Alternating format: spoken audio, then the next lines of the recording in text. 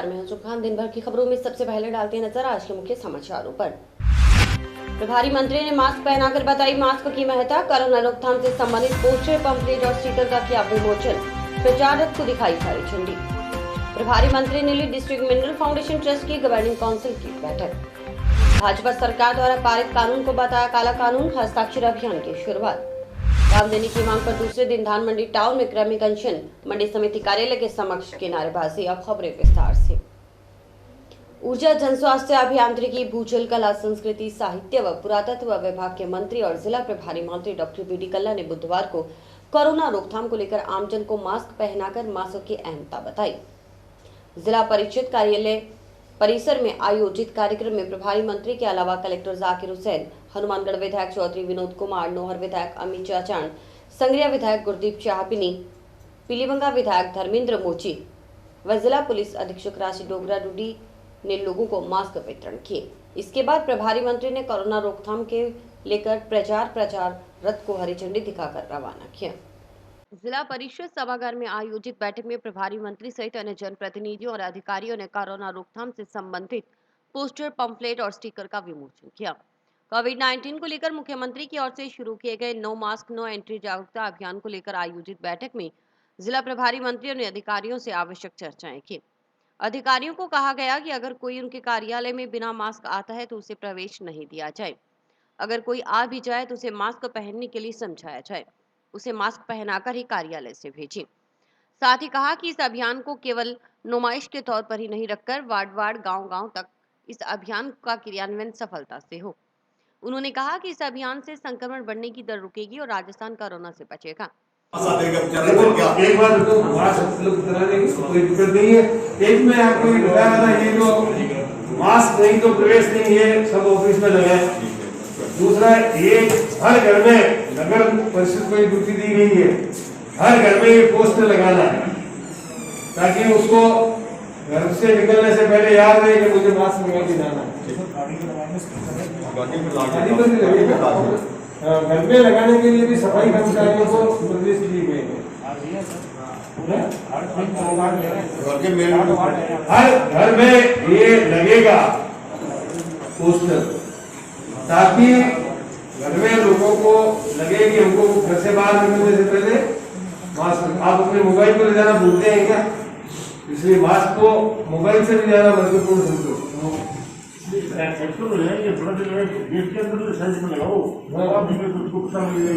बैठक के बाद मीडिया कर्मियों से बातचीत करते हुए जिला प्रभारी मंत्री डॉक्टर बी डी कल्ला ने बताया कि अब तक जिले के सभी कोरोना टेस्ट बीकानेर के मेडिकल कॉलेज में होते थे, लेकिन अब एक सप्ताह के अंदर हनुमानगढ़ में कोरोना टेस्ट की सुविधा शुरू हो जाएगी।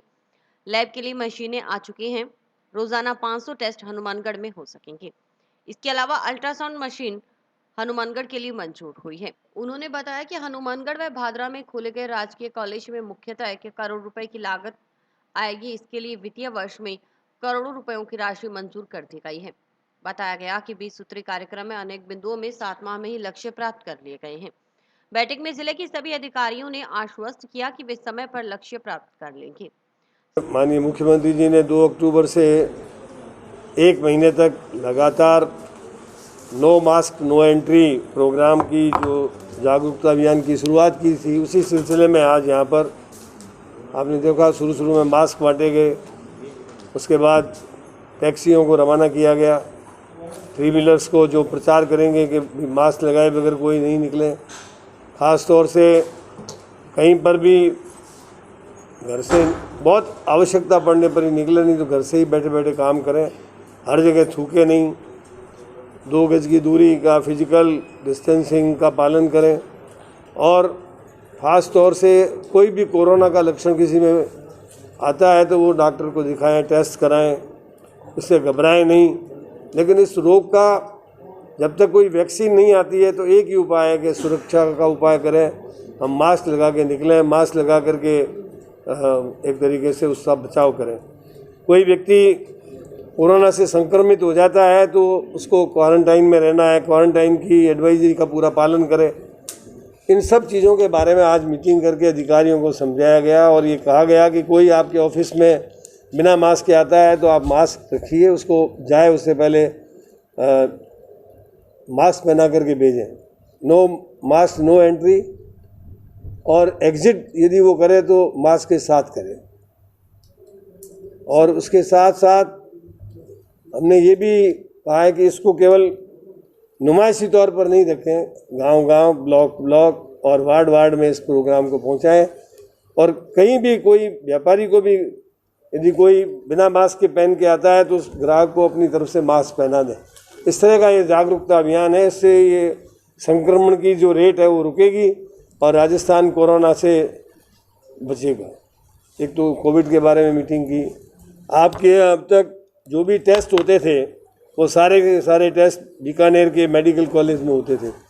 एक सप्ताह के अंदर हनुमानगढ़ में लैब शुरू कर दी जाएगी और 500 टेस्ट प्रतिदिन हनुमानगढ़ में हो सकेंगे। इसके अलावा आज DMFT की जो जिला स्तर की मीटिंग हुई है उसमें अल्ट्रासाउंड मशीन यहाँ के लिए मंजूर की गई है। भादरा और हनुमानगढ़ इन दो जगह जो कॉलेज खोले गए हैं उनके लिए मुख्य रूप से 6-6 करोड़ की लागत आएगी, लेकिन इस वित्तीय वर्ष में 1-1 करोड़ रुपए की राशि उसके लिए मंजूर की गई है। इसके अलावा और जो कार्यक्रम मंजूर किए गए उसकी विस्तृत लिस्ट आपको PRO साहब दे देंगे। जहाँ तक 20 सूत्रीय आर्थिक कार्यक्रम का सवाल है, 20 सूत्रीय आर्थिक कार्यक्रम में अनेक बिंदुओं में तो 7 महीने में ही लक्ष्य प्राप्त कर लिए गए हैं। मेरे को एक लिस्ट देना, मैं बता देता हूँ आपको किस किस में हमने लक्ष्य प्राप्त कर लिए हैं। आप 15 दिन में इन सूत्रों के बारे में समीक्षा बैठक करें और इनको समय पर प्राप्त करने का प्रयास करें। स्वास्थ्य विभाग की ओर से कोरोना रोगियों के आंकड़े छुपाए जाने के सवाल पर डॉक्टर कल्ला ने कहा कि ऐसा कोई आदेश सरकार की तरफ से नहीं दिया गया है, फिर भी वे इस बारे में CMHO से बात करेंगे। डॉक्टर कल्ला ने आमजन से भी आह्वान किया कि इस रोग से बचाव के लिए जब तक कोई वैक्सीन नहीं आ जाती तब तक सुरक्षा ही इसका बचाव का विशेष उपाय है। इसके लिए मास्क पहनकर ही बाहर निकलें, सोशल डिस्टेंसिंग का ध्यान रखें, जहां तक हो सके जरूरी काम से ही घर से बाहर निकलें, घर से ही अपने कार्य निपटाए जाएं। और अगर कोई ग्राहक बिना मास्क दुकान पर आता है तो व्यापारी उसे भी मास्क पहना कर ही भेजें। ये ऊपर से आदेश है या कोई तरफ से स्वास्थ्य विभाग कर रहा है? हम तो हमेशा आंकड़े सही देते हैं। आप कोई बताएंगे कि ये आंकड़ा गलत है उसकी मैं जांच करवा लूंगा। पिछले 10 दिन से सर, पिछले 10 क्यों छुपाए जा रहे हैं? ये सरकार के सरकारी आदेशों का हवाला देते हुए ये लोग कह रहे हैं। नहीं, ऐसा कोई आदेश नहीं है कि आंकड़ों को छुपाया जाए, ऐसा कोई आदेश नहीं है। और आप बताएंगे कि ये आंकड़ा इस तरह से गलत है तो मैं उसकी जांच करवा लूँगा। सर मौत के आंकड़े रोक लिए गए। पहले प्रेस रिलीज होता था कि आज इतने पॉजिटिव आए हैं, इतने ये डेथ हुई है और ये हुआ है वो हुआ है, वो आंकड़ा आना बंद हो गया। पिछले 1 हफ्ते से लगभग बंद हो रखा है। मैं जाने से पहले CM से बात करूंगा, इसकी पूरी जानकारी दूंगा। जिला प्रभारी मंत्री डॉक्टर BD कल्ला ने जिला परिषद सभागार में कोरोना रोकथाम प्रबंधन जागरूकता और उपायों के संबंध में बैठक लेने के बाद डिस्ट्रिक्ट मिनरल फाउंडेशन ट्रस्ट की गवर्निंग काउंसिल की भी बैठक ली, जिसमें आवश्यक दिशा निर्देश दिए गए। कुछ कार्यक्रम जैसे प्रधानमंत्री आवास योजना,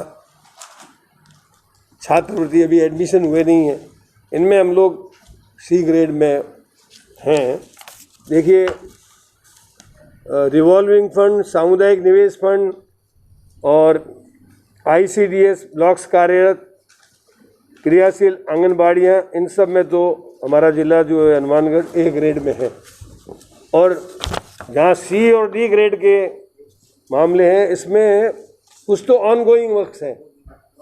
ऑनगोइंग वर्क्स में आप जानते हैं कि हर महीने के लक्ष्य होते हैं, तो वो जब महीने पूरे होंगे तो लक्ष्य पूरे होते रहेंगे। लेकिन कुल मिलाकर के जिले में सभी अधिकारियों ने आश्वस्त किया है कि हम समय पर लक्ष्यों को प्राप्त कर लेंगे। जहाँ तक 20 सूत्रीय आर्थिक कार्यक्रम में विशेष तौर पर मुझे वृक्षारोपण के बारे में और इसी प्रकार के अनुसूचित जाति के परिवारों को पोस्ट मैट्रिक स्कॉलरशिप जो एडमिशन्स नहीं हुए उसके कारण से ये अभी लक्ष्य जो है पूरे इसमें एक तरह से 11.63% लक्ष्य था, लेकिन अधिकारियों ने आश्वस्त किया है कि इसको जैसे ही फार्म भरे जाएंगे हम 100% का लक्ष्य प्राप्त कर लेंगे। इसी प्रकार आपके ये जो सार्वजनिक वन एवं भूमि वृक्षारोपण के लक्ष्य भी यथा समय प्राप्त कर लिए जाएंगे। PMGSY ये योजना पहले थी, इसमें 100% सेंट्रल गवर्नमेंट पैसा देती थी जब यूपीए गवर्नमेंट थी, लेकिन वर्तमान सरकार ने, केंद्र की सरकार ने 60-40 का रेशो कर दिया है और इसकी स्वीकृतियां भी अभी आई हैं। तो ये सड़कें भी बहुत शीघ्र शुरू कर दी जाएगी, इसका लक्ष्य भी पूरा प्राप्त कर लिया जाएगा। तो कुल मिलाकर के 20 सूत्री कार्यक्रम में भी बहुत अच्छी स्थिति में जिला है और मैंने जिलाधीश महोदय को ये निर्देश दिए हैं कि आप 15 दिन में इन सूत्रों के बारे में समीक्षा बैठक करें और इनको समय पर प्राप्त करने का प्रयास करें।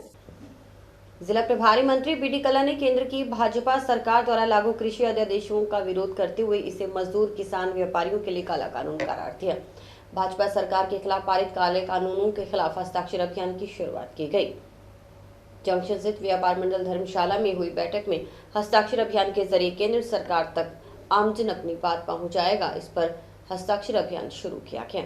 इस अवसर पर प्रभारी मंत्री के अलावा विधायक अमित चाचान, विनोद चौधरी, शबनम गोदारा सहित कांग्रेस जनों ने अपने विचार भी रखे। इसका जीता जागता उदाहरण भाजपा शासित बिहार है। साल 2006 में APMC एक्ट यानी अनाज मंडियों को खत्म कर दिया गया था बिहार में 2006 में। आज बिहार के किसानों की हालत बद से बदतर है। किसान की फसल को दलाल MSP पर बेच देते हैं।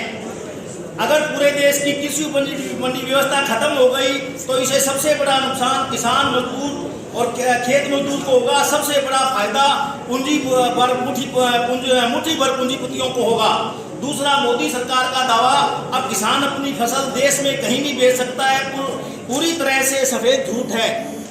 आज भी किसान अपनी फसल किसी भी प्रांत में ले जाकर बेच सकता है, परंतु वास्तविक सत्य क्या है? कृषि सेंसस 2015-16 के मुताबिक देश का 86% किसान 5 एकड़ से कम भूमि का मालिक है। जमीन की औसतन मलकियत 2 करोड़ या इससे कम है। ऐसे में 86% किसान अपनी उपज नजदीक अनाज मंडी, सब्जी मंडी के अलावा कहीं और ट्रांसपोर्ट कर ना ले जा सकता है, ना बेच सकता है। मंडी प्रणाली नष्ट होते ही सीधा प्रहार स्वाभाविक तौर से किसानों पर होगा। इससे किसान, व्यापारी व मजदूर सभी बेरोजगार हो गए हैं।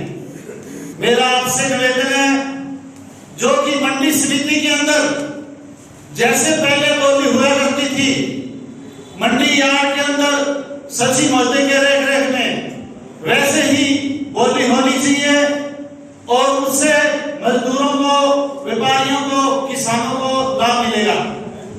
मेरा आपसे निवेदन है कि पहले सर इन्होंने मूंगी तलवाई, बाद से ठेके पर था करवा दी इन्होंने, उसके बाद सरसों है, सरसों भी ठेकेदार प्रथा से तुलाई। जो मंडी के लाइसेंसदारी तोला हमारे मजदूर हैं, उनसे भी काम करवाया गया। और अब जो धान है, धान भी सीधे धर्म काटे जा रहा है, इसी को धान की तुलाई नहीं मिल रही है। और जो CC भारतीय खाद्य निगम है, उसने भी ये प्रथा बना ली है कि माल धर्म कांटे से तुलवा रहे हैं। धर्म कांटे से सर माल तुलेगा, मंडी के लाखों मजदूर बेरोजगार हो जाएंगे। राजस्थान सरकार के मिनिस्टर बीडी कल्ला साहब से मेरा यह अनुरोध है कि उस कानून को निष्प्रभावी किस प्रकार से किया जाए, उस कानून का असर किसानों, व्यापारियों और मजदूरों पर न पड़े, इसके लिए राजस्थान सरकार को क्या क्या कदम उठाने चाहिए, क्या राजस्थान सरकार इसके लिए कदम उठा रही है। इसके लिए हमारा ये निवेदन है, हमने जो ज्ञापन प्रेषित किया है उसके अंदर भी प्रभारी मिनिस्टर साहब से ये निवेदन किया गया है कि कृषि उपज मंडी शुल्क घटाकर 50 पैसे की जाए और किसान कल्याण शुल्क को समाप्त किया जाए, ताकि व्यापारियों का माल, किसानों का माल कृषि मंडी के अंदर आ सके, कृषि मंडी का बचाव हो सके। कृषि मंडी के अंदर जो बिल्डिंग, जो शेड, जो बड़े बड़े दूसरे फॉर्म्स किसानों की माल बेचने के लिए बनाए गए हैं, वो कायम रह सके। वरना केंद्र सरकार ने तो कृषि उपज मंडी कानून को खत्म करने का प्रयास किया है। कृषि मंडी कानून लागू रहेगा तभी जब कृषि मंडियों को हम बचाएंगे। कृषि मंडियों को बचाने के लिए कृषि मंडी शुल्क कम करना अत्यंत आवश्यक है और मेरा प्रभारी मिनिस्टर महोदय से निवेदन है कि वे सरकारी स्तर के के ऊपर कृषि मंडी 50 पैसे करके किसानों को राहत प्रदान करें। आई है सरकार किसानों के लिए कानून लेके आई है और वो किसानों से संतुष्ट नहीं है।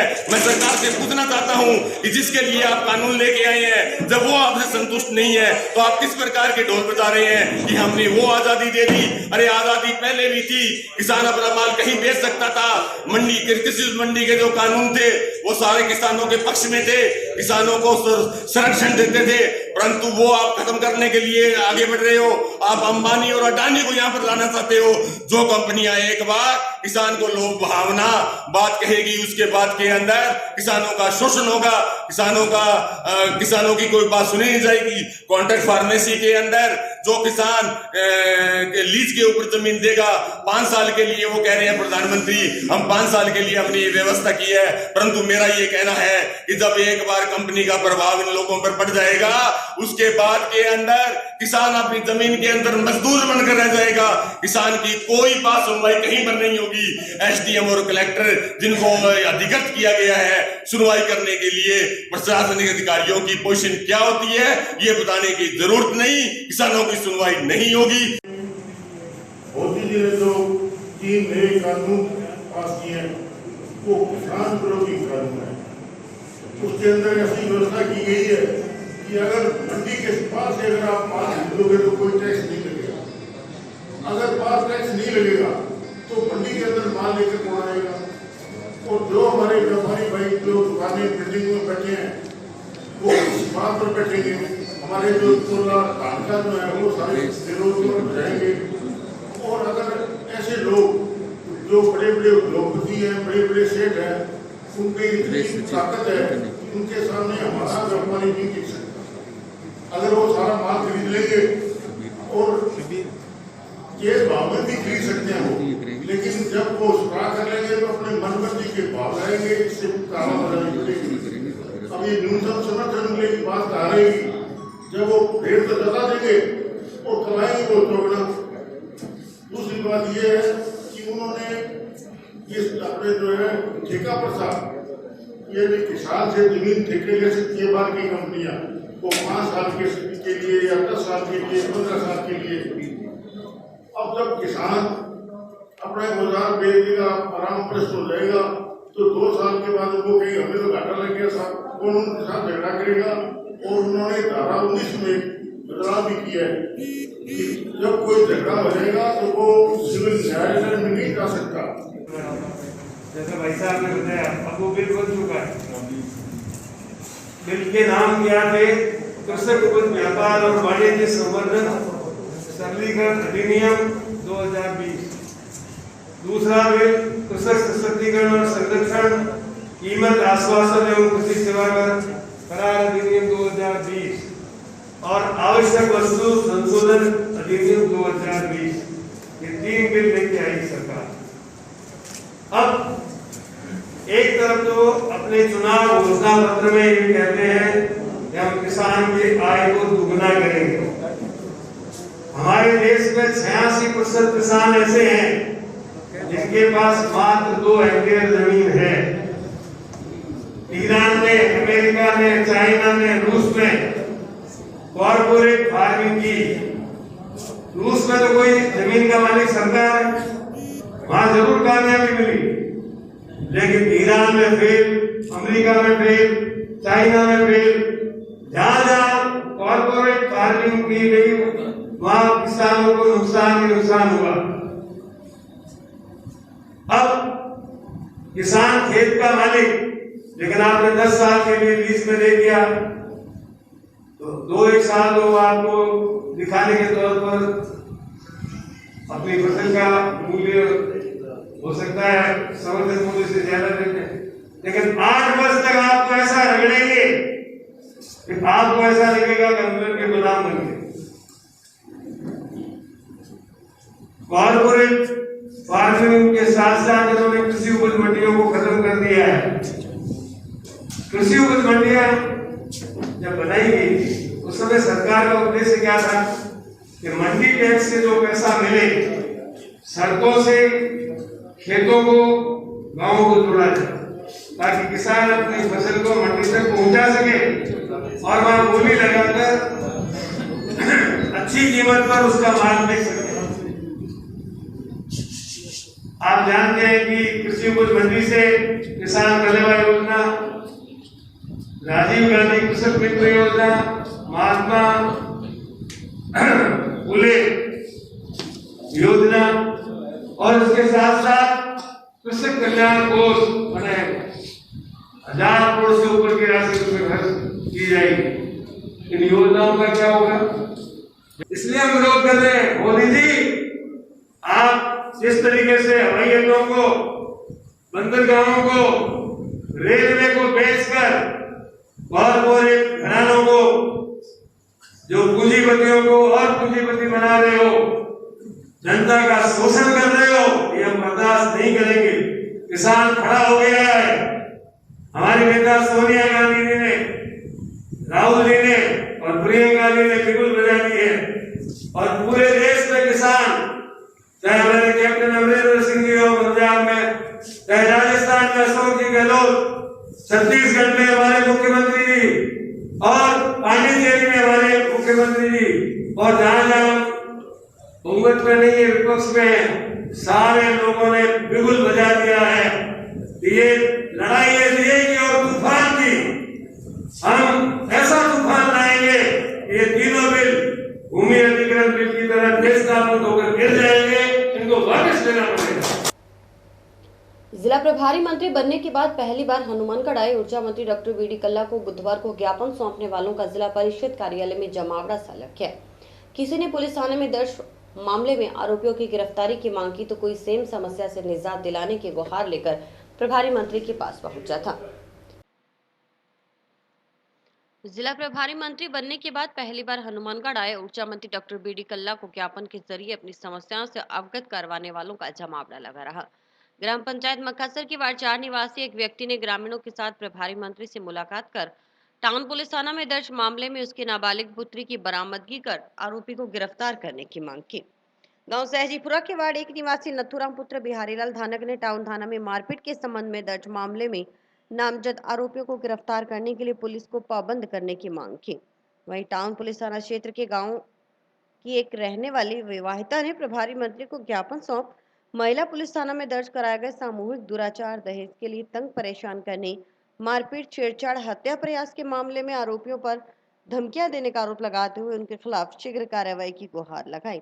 इस बीच पीड़ित ने एसपी से कार्रवाई व सीसीटीवी फुटेज को लेकर हंगामा भी किया तो मंत्री ने उसका हाथ पकड़कर मामले में न्याय दिलाने के लिए आश्वस्त किया। इसके अलावा राजस्थान मंत्रालय कर्मचारी महासंघ ने भी समस्याओं को लेकर ज्ञापन दिए। आपको सुनाते हैं प्रभारी मंत्री से गुहार लगाने पहुंचे पीड़ितों की जुबानी।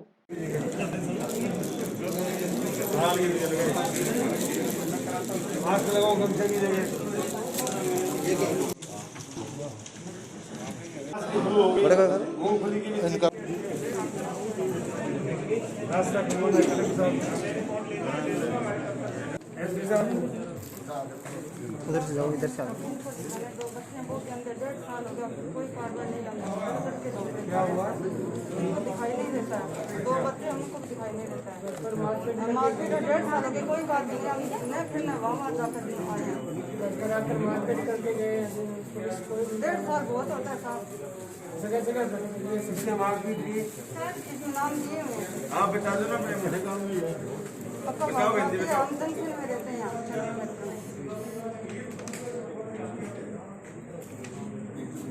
दिखाई देता नहीं, हम जगह जगह इसको पकड़ कर घूम रहे हैं और कोई कहीं नहीं। किस्मत मैडम आपने दिया धक्के खाए क्या सभी जगह? मैडम आपने ये बात की सभी जगह घूमे के सर फाइल है, इन्होंने जितने भी नाम दिए इनके रिश्तेदारों के ही दिए सर, वो सारे उनको पूछताछ कर ली, उनकी कॉल डिटेल निकाल ली, कम से कम 100 नंबर की कॉल डिटेल निकाल ली सर, पर वो नहीं, उसमें से नहीं पता चल पाया और काफी पुरानी भी हो गई है वारदात। इन्होंने जो नाम दिया उनको बहुत बार एप्लीकेशन सीसीटीवी कैमरे चेक करो, सीसीटीवी कैमरे चेक करो, पुलिस वालों ने सिर ही नहीं उठाया। इन्हें पूछना कि इनके एक नंबर याद है क्या? इन्हें पूछना साहब, इन्हें एक नंबर निकलवाया है, चेक नहीं किया। मैंने आपको फाइल में 100 नंबर है रिकॉर्ड पे, मैं आपको फाइल में देख के सारे नंबर बता दूंगी। और ये बहुत पहले का मामला है, मेरे आने से भी पहले का मामला है सर। जो सीसीटीवी फुटेज वहाँ रास्ते में मिली है, आपने हमने इन्हें धमकी दी है, हमने इससे बात की धमकी, आपने ये भी बोला था आप क्या कर, आप घुमाए सब जगह क्या कर लोगे। इस बात का हमें कहने का मतलब क्या है, इस बात का मतलब क्या है, हमें गोली मार दीजिए, हमें मध्य छूने दीजिए, हम अंधे हैं। चल चल चल, न्याय होगा, तेरे साथ न्याय होगा। मंत्री जी आए, चौधरी को बोलने साहब, चौधरी को बोल लेना, वही पता चले कोई बात। मैं बाहर जाने से क्या होगा, हम तो मरे हुए हैं, हमें न्याय चाहिए। मेरे पास मंत्री जी न्याय आपकी जो सीसीटीवी वगैरह है ना उसकी पूरी जांच करवा के जो भी अब क्या हुआ, 3 दिन के बाद में रिकॉर्डिंग खत्म हो जाता है। इन्होंने एप्लीकेशन ही डाल के एप्लीकेशन लगाते ना तो रिकॉर्डिंग नहीं होती। पुलिस वालों को पता है, मेरी बात सुनो, उन्होंने कहा ना कि 100 कॉल डिटेल्स देखी है, मैं पूरी जांच करवा के और आपको न्याय। मंत्री जी पहली बार आए जिले में, की बात में दिखता है, नेत्रहीन है जन्म से। अच्छा, तो अभी यदि कार्रवाई अभी आगे नहीं होगी तो क्या करेंगे? फिर हम कुछ और धरना प्रदर्शन और करेंगे, हम शांति से बैठने वाले तो हैं नहीं। इन्होंने देख लिया, इसके आगे पीछे कोई है नहीं फिरने वाला, इनको दिखता नहीं है तो ये बैठ जाएंगे, हम नहीं सुनाई करेंगे, नहीं वैसे तो है नहीं हम। क्या नाम है इनका? प्रदीप कुमार। 16 साल की बच्ची है, ऐसी साहब गरीब आदमी है, लड़कियां टाइम पास करो। बच्ची लापता है, इसको श्रीनगर का है, कोई गलत भी सिखा लड़को है वो लेके एसपी साहब भी पहुंच चाहिए, टाउन थाना भी चाहिए, गेट पर हमारे समुदाय के सही भाषा धक्का मुक्की की गेट पर नाबालिग 17 साल की है। सुनाई कौन होना रही दो की कौन बने और 2 घंटा बाद शांतिपूर्ण देखा भगवान भाई साहब को ऐसा ही समझ जाना धक्का मारा बड़ा के देवे नर्वे की गिरदावरी वाला मामला अब बंद करो इन्हें साहब, अनिवार्यता पीछे करो। दूसरी बड़ी बात पिछली मुद्दे अब खड़े में नरमा आ गया, खेत में नरमा आ गया। अब ये औने पौने दामों पर व्यापारी लेबर शीशे खरीद का मतलब क्या?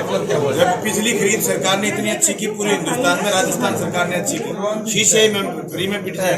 सिर्फ इस बात से कि नरमे में, हालांकि अखबार में आज खबर थी, कलेक्टर साहब का बयान भी था कि नरमे में अब जमाबंदी चलेगी, देगी गिरदावरी, क्या पत्रिका में बयान था आज आपका? करवा दी, उसमें भी साहब एक दिक्कत आ रही है साहब, वो सब करंट जमाबंदी मांग रहे हैं साहब, सारी बंद करो पटवारी। आज हम सारे मजदूर किसान व्यापारी इकट्ठे होकर आज प्रभारी मंत्री श्री बीडीजी कल्ला से मिले हैं और उनके सामने ये मांग रखी है हमने कि तो किसान का जो नरमा बाज़ार में नरमा और धान ये इसकी खरीद नहीं हो रही है, तुलाई नहीं हो रही है, तो सारे के सारे बोल रहे हैं भी ये गिरदावरी और ये जमाबंदी लेके आओ। जमाबंदी और गिरदावरी का जब बोनस किसान को नहीं मिल रहा है किसी फसल के ऊपर, तो जमाबंदी और गिरदावरी के लिए हमने मंत्री महोदय से कहा है कि इसको आप बंद कीजिए, जिससे फसलों का भाव मिल सके और फसल की तुलाई हो सके। बेचारा किसान यहाँ पे दर की ठोकरें खाता फिर रहा है। और दूसरी बात, मंत्री महोदय खुद ऊर्जा मंत्री हैं, बिजली के मंत्री हैं, महकमा इनके पास में है, तो गांव में अब की बार जो बिजली के बिल आए हैं, बिजली के बिल तो कम आ रहे हैं और जो मीटर का किराया स्थायी शुल्क है वो बहुत ज़्यादा बढ़ चढ़ के आ रहा है। तो मंत्री महोदय से हमने वो भी मांग किया कि उसका स्थायी शुल्क जो कम किया जाए। और दूसरा, हमारे गाँव में मकासर गाँव की एक बच्ची है, नाबालिग बच्ची, 1 महीना 10 दिन से वो लापता हो रखी है घर से। तो टाउन के पुलिस थाने में मामला था, तो वहाँ पे भी हमारी सुनवाई नहीं हुई। एसपी महोदय से भी हम सारे गांव के प्रतिनिधिमंडल मिले थे, तो अभी तक हमें 10 दिन हो गए एसपी महोदय से मिले हुए, अभी तक उसका कोई हमें सही ढंग से जवाब नहीं मिला है। तो आज मंत्री महोदय के सामने हमने मांग रखी है कि हमारे गाँव की जो बच्ची है, गरीब बच्ची है, उसका पुलिस प्रशासन के से हम संतुष्ट नहीं है इनकी चाल से, तो उनको आप कहें कि बच्ची को ढूंढ के में दें।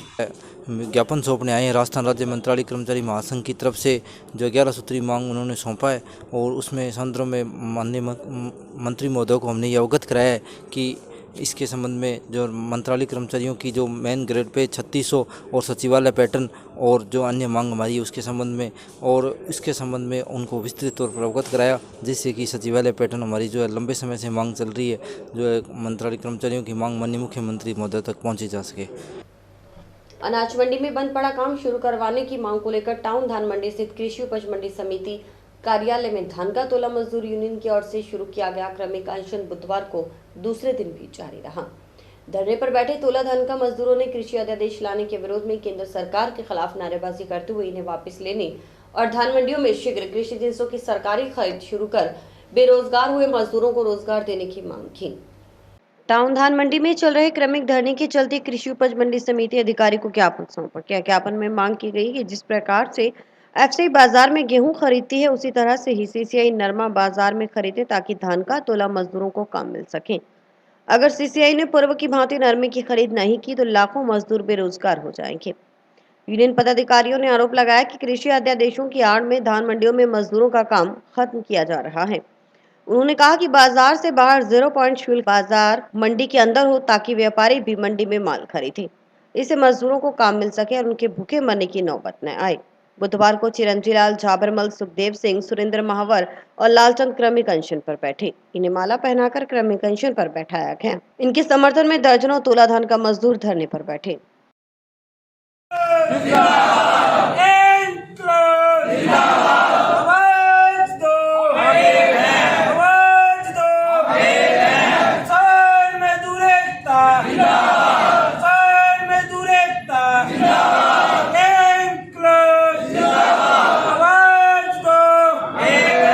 ये बात बताना चाहता हूं, ये जो मोदी सरकार है इसने मेरे हिसाब से वो देश को गुलाम करने की रणनीति अपना ली है। उससे पहले सबसे पहले इन्होंने मजदूरों पर पहले तय कर दिया कि मजदूर को खत्म कर दो। आज 50-60 वर्षों से धान मंडी के अंदर अपने 3-4 पीढ़ियां बीत गई, वो काम कर रहे हैं। मंडी समिति ने अपने को लाइसेंस जारी बनाया हुआ है। क्यों लाइसेंस क्यों इन्होंने जारी किए? जितने भी अपने भाई थे उनको सबको सरकारी नौकरी दी गई। तो हम भी मजदूर हैं, हमें मंडी समिति ने लाइसेंस दिया है। जो हमारी रोजी रोटी नहीं चलती तो हमारे भाइयों को नौकरी दी जाए सरकार। हमारे मजदूरी के लिए लड़ रहे हैं। मंडी में हमारे को व्यापारी ना कोई मजदूरी दे रहा, ना गवर्नमेंट हमारे को मजदूरी दे रही है, तो हम कहाँ जाएंगे? जो यहाँ पे 20-25 सालों से हम काम कर रहे हैं, हर मंडी का मजदूर बेरोजगार हो गया है, इसलिए हमने भूख हड़ताल पे यहाँ पर बैठे हुए हैं। आज हम मजदूर व किसान साथी हनुमानगढ़ धान मंडी प्रांगण में कल रोज से कार्मिक अनशन पर बैठे हुए हैं। कल हमारे 10 किसान व मजदूर साथी कार्मिक अनशन पर थे। आज हमारे 5 मजदूर व किसान साथी कार्मिक अनशन पर है, जिसमें हमारी मुख्य मांगे हैं कि जो समर्थन मूल्य से नीचे फसलों की व्यापारियों के द्वारा खरीद की जा रही है उसको रोका जाए और जितनी भी फसल की तुलाई है वो धान मंडी प्रांगण में की जाए। और धान मंडी प्रांगण में तुलाई न करने की वजह से जो यहाँ के मिलर हैं उनके द्वारा फसल की सीधी खरीद करने के बावजूद जो फसल की तुलाई है वो कंप्यूटर कांटे के माध्यम से हो रही है, जिससे जो हमारे मजदूर साथी हैं इनके पास कोई काम धंधा नहीं है, ये बिल्कुल बेरोजगार हो चुके हैं। नो मास्क नो एंट्री की थीम पर जहां एक और अभियान की शुरुआत प्रदेश भर में की गई है। कोरोना के बचाव के लिए मास्क ही अति आवश्यक बताया गया है। यह संदेश आमजन तक पहुंचाया जा रहा है। इसी के चलते नगर परिषद की ओर से वार्ड 7-8 में जन जागरूकता रैली का आयोजन किया गया। रैली के जरिए आमजन को मास्क पहनने, सैनिटाइजर का इस्तेमाल करने के लिए जागरूक किया गया। बातें सुनो, सभी नागरिक बंधुओं को सूचित किया जाता है कि देश के साथ राज्य में कोरोना का फैलाव बहुत अधिक गति से बढ़ रहा है। ऐसे समय में हमारी ऐसा परिवार तो मास्क को करें अंगीकार। कोरोना से जीवन रक्षा के लिए हमारा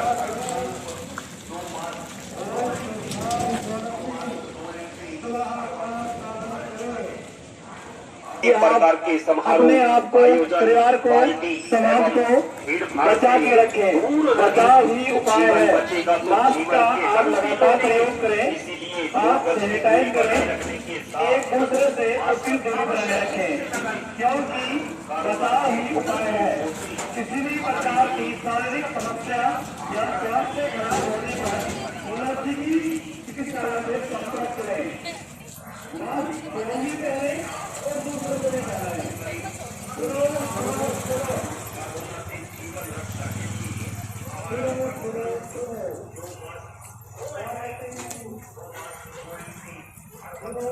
ये राज्य सरकार के आदेशानुसार प्रदेश स्तर पर कोरोना जागरूकता रैली निकाली जा रही है।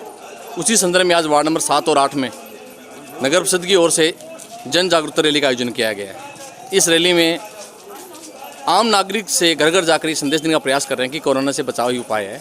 आप लोग मास्क पहने, स्वयं भी पहने, दूसरों को पहनाएं, हाथ सैनिटाइज करें, साबुन से हाथ बार बार धोएं और मास्क पहनने के अपील के रूप में एक बचाव ही उपाय के रूप में हम इसको देखते हैं। उसी संदर्भ में पूरी दोनों वार्डों में जो है जन जागरूकता रैली के जो स्टिकर बांटे जा रहे हैं, पम्पलेट्स बांटे जा रहे हैं, नो मास्क नो एंट्री की थीम पर लोगों को जागरूक किया जा रहा है और साथ ही सबसे अपील भी की जा रही है कि आप स्वयं के साथ साथ अपने परिवार समाज को भी इसके लिए प्रेरित करें। उसी संदर्भ में आज इस रैली का आयोजन। कोहला के नजदीक हुए सड़क हादसे के बाद दोनों पक्षों में हुए विवाद की स्थिति पैदा हो गई। दो कारों की भिड़ंत के बाद माहौल गर्मा गया। हालांकि कोई जान का नुकसान नहीं हुआ, लेकिन मुक्तसर के रहने वाले पीड़ित का कहना था कि राजस्थान में गुंडाराज के चलते यहां आने वाले लोग परेशान हो रहे हैं। सूचना पाकर पहुंची पुलिस ने मामला शांत करवाया।